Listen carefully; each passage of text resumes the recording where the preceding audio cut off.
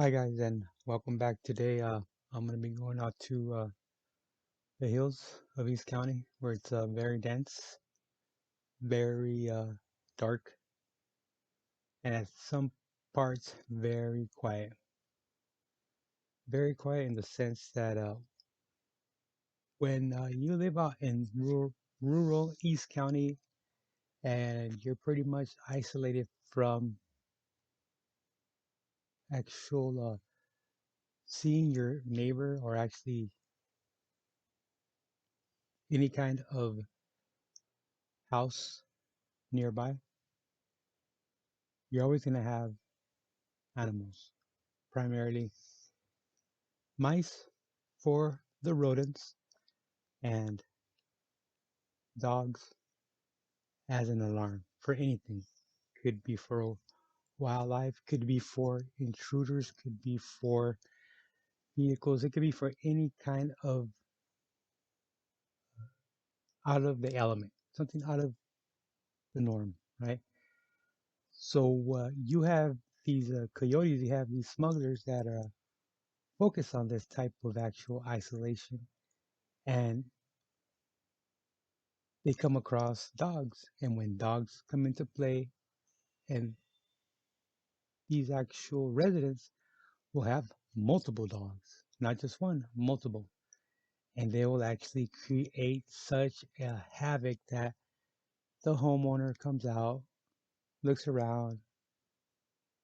If they see anything, they'll call it in, they'll report it, or they'll just call the station and say, my dogs are barking outside. So they already have a plan. They already have an actual routine, I should say, a routine, not a plan, a routine that actually give the indication that there's people going through there or something that's just not out of the norm, right? So when these actual smugglers find a place where they won't be compromised by a dog, they are going to take that route to avoid contact with any kind of law enforcement or with any kind of resident. So when I mention rough terrain or actual real rural areas of the county, that's the reason that they are actually taking this route for the fact that there's nobody around. It's pretty isolated, right?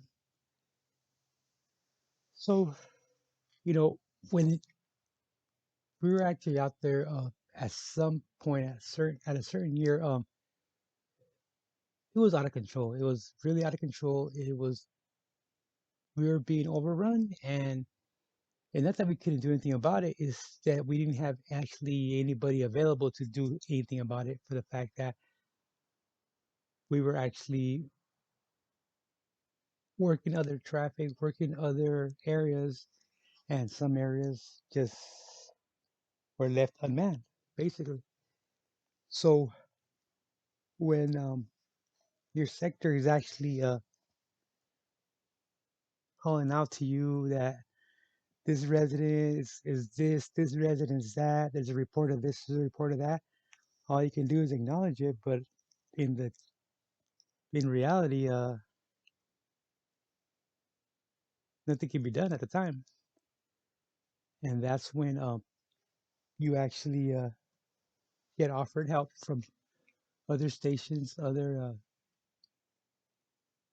sectors, other counties, and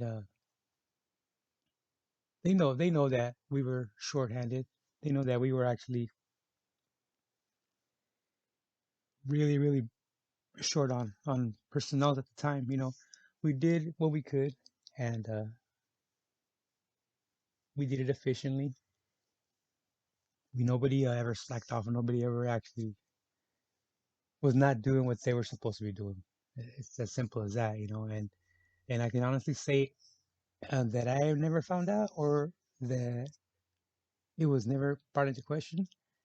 But for the most part, no, actually, not for any part. There was no actual evidence of corruption out there.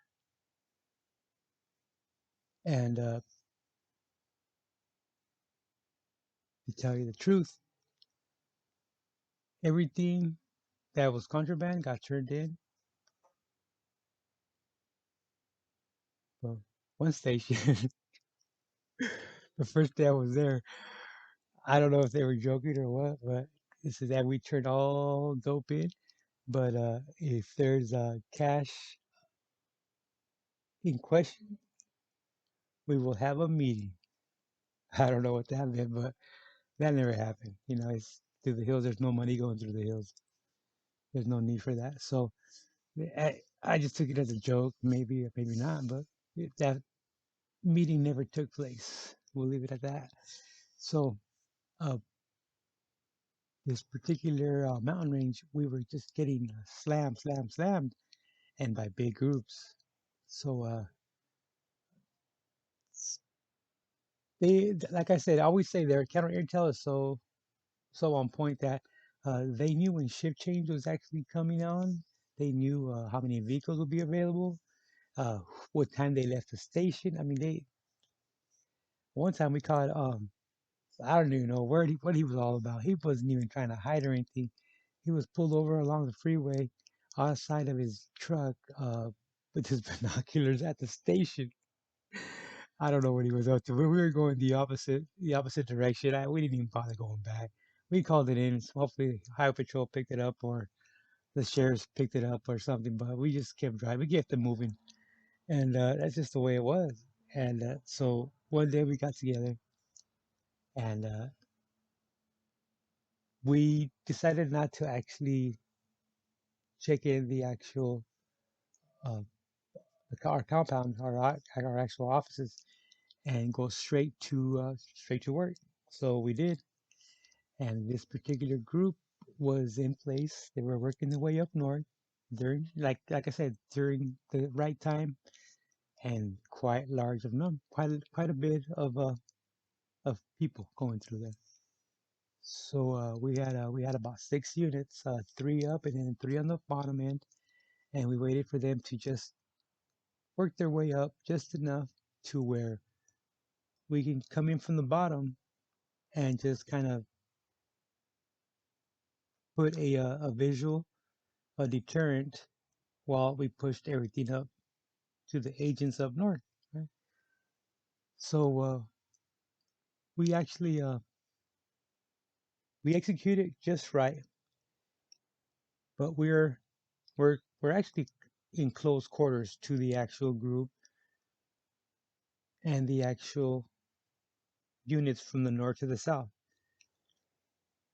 where we show up in blackout drive, the black lights blackout drive. So we're not lighting up any kind of brake lights, uh,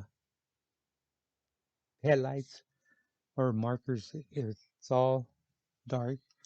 You just hit the switch, and as we come to a stop, all of us are actually being very quiet, and we actually come off their vehicles. And I'm glad it was not me. We all come off, and I close my door to just flush without it clicking with the door frame, because I knew something was gonna spook this group, and it was gonna be a stampede, basically, right? And of all the people to actually cause this, it'd be Agent C, and he didn't actually click till well, he clicked his door to the frame of the vehicle, and that click was enough to spook the whole group. And now you just hear like a stampede, these footsteps just scattering everywhere. They went from a nice column to any way, in any which way they could move. And it was high brush. It was very, very thick, and it was very, very sharp. You know, these bushes and twigs and all that. And so the group is now scattered all over this particular mountain range. and we all heard it because they heard it, and but agency he took it bad. He took it bad, and he knew. Well, it happens. It was just a matter of who was gonna do it. You know what I mean? I'm just glad it wasn't me. And they scattered everywhere we got. I think we got like less than 50, and so about 60 got away maybe or 70. But it was just one of them things that we had everything planned out, but that click that door noise made well scattered everybody. And we laugh about it now, but he was, he was that type of person where he uh he took it really, really personal. And I think that was his major I guess Achilles heels, that he was just everything had to be right and he had to catch everything that was going through there. And that was impossible, but every to each his own, right? So that's just another adventure that caused the group to just split up and go everywhere which way it could. All right. Don't forget to like and subscribe. See you guys later.